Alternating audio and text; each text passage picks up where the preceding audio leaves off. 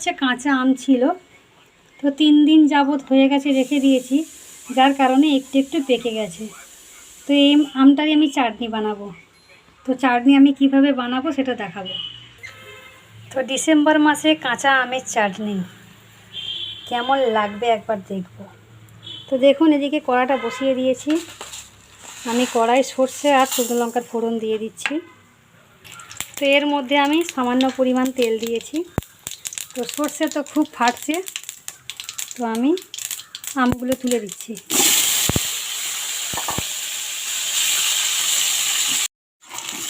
তো আমগুলো আমি সুন্দর করে ভেজে নিচ্ছি।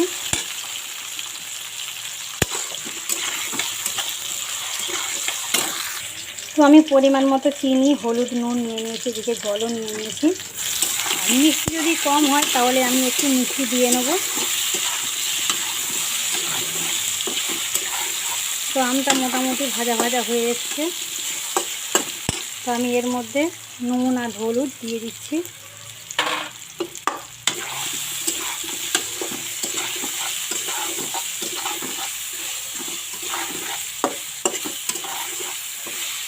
তো আমি এর মধ্যে পরিমাণ মতো জলও দিয়ে দিলাম। আমি আমটাকে একটু সেদ্ধ করে নেব, তারপর এর সাথে চিনি দেবো, কারণ এখন চিনি দিয়ে দিলে আমগুলো সেদ্ধ হবে না, সেই জন্য। তো চলুন আমটা সেদ্ধ হোক। তো আমগুলো সেদ্ধ হয়েছে কি একটু নাড়িয়ে চাড়িয়ে দেখব, কারণ অনেক সময় কি হয়, খাজা আম হয়। অসময়ের আম যখন হয় তখন কিন্তু আমটা খাজা হয়। তো আমগুলো কিন্তু সেদ্ধ হয়ে গেছে, দেখতেই পাচ্ছেন। খুন্তি দিয়ে কেটে কেটে দিতে কেটে যাচ্ছে, কিন্তু এটা ঘেঁটে যতক্ষণ না যাচ্ছে ততক্ষণ কিন্তু সেই চাটনিটা ভালো হবে না।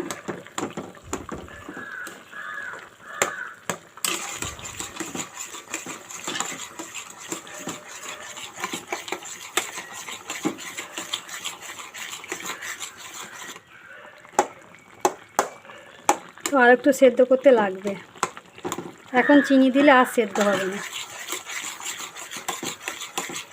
তো আমি একটু আঁচটা কমিয়ে দিই, দিয়ে আর একটু সেদ্ধ করাই। তো তার জন্য আমি একটা ঢাকনা দিয়ে দেবো, তাহলে সেদ্ধটা ভালো হবে। তো দেখুন, ঢাকনা দেওয়ার কারণে আমটা কিন্তু আরও অনেকটা গলে গেছে। এবার আমি এর মধ্যে চিনি দিয়ে দেবো।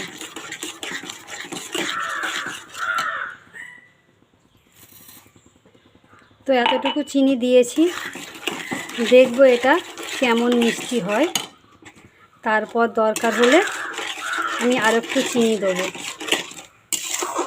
কারণ আমরা একটু মিষ্টি মিষ্টি খেতে ভালোবাসি, মানে বেশি টকও নয় আর বেশি মিষ্টিও নয়, এরকমের মধ্যে খেতে ভালোবাসি।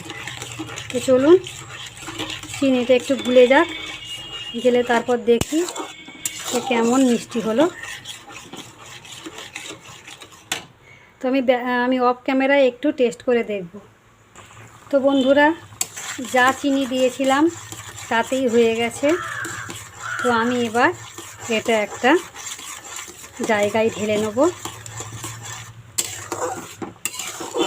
তো চলুন, আমের চাটনি রেডি।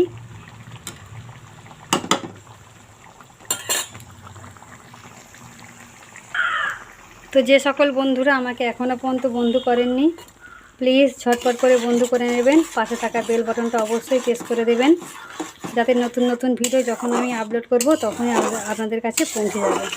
তো চলুন সবার কাছ থেকে বিদায় নিয়ে নিই। Tata, bye bye. সবাই ভালো থাকবেন, সুস্থ থাকবেন এই কামনা করি। আবার পরবর্তী একটা ব্লগ ভিডিও নিয়ে চলে আসব। সবাইকে টাটা, বাই বাই। আর আমার বাসন মাজা কমপ্লিট, রান্নাও কমপ্লিট, এবার শুধু খাওয়া দাওয়া করবো। তো চলুন, আমার সাথে কে কে খাবেন চলে আসুন। টাটা।